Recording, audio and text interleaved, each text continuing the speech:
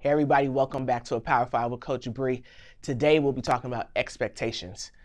I want you to just take a quick second. Think about when has a time you have put an expectation on someone and you got disappointed because you expected them to do something or you expected them to do it a certain kind of way and you were like, dang, like that's not how I thought it was going to be, or you got frustrated, you got mad.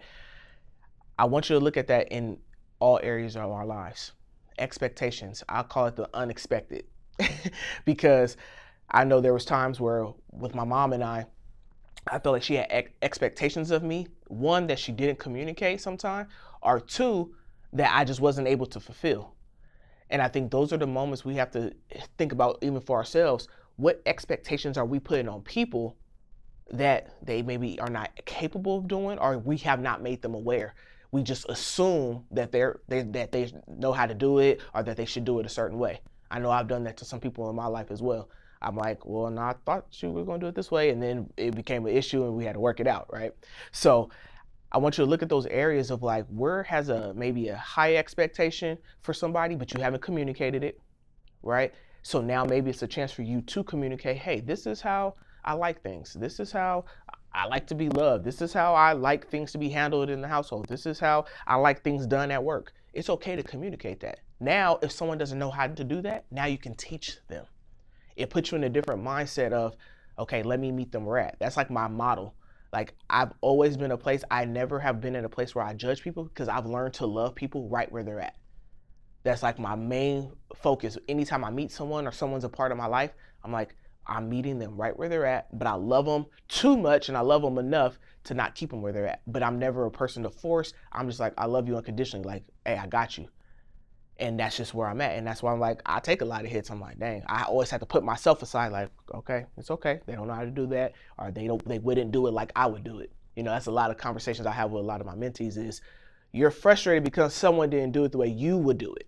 That don't mean they're wrong. It just means they don't do it how you do it, and that's okay. Now you got to figure out how to meet in the middle so that you can make it make sense, right? So I want you to kind of look at some areas in your life, like I said, whether that's friendships, relationships, your job. Where are some expectations maybe you have put the bar, and maybe you have to make some adjustments. Maybe you got to communicate it. Maybe you got to teach some things to help some people get through it with you and get to know you, get to learn you. It's okay having high expectations, because that's how I was as a coach. I have high expectations, but I'm realistic enough to know, hey, there's got to be progression in that. My team's not just going to be there. We got to work to that. We got to work to that expectation, but I know it's achievable. And so that's why I hold them accountable to it, because I know, hey, we can get there. We may not get there tomorrow, but we'll get there. So I want you to do the same thing in your life right now. This is the challenge for the week. Look at those areas.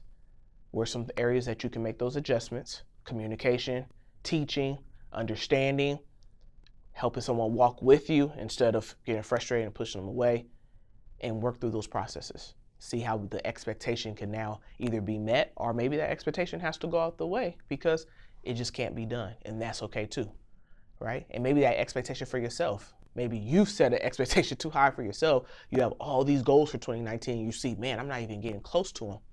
It's okay. Be realistic. We have to be real sometime with the things in our life and stop trying to be on this imaginary, hopeful all the time experience. Sometimes we got to get to the level, be level-minded and have a realistic idea of what's happening. And now from there, we can grow and we can balance up.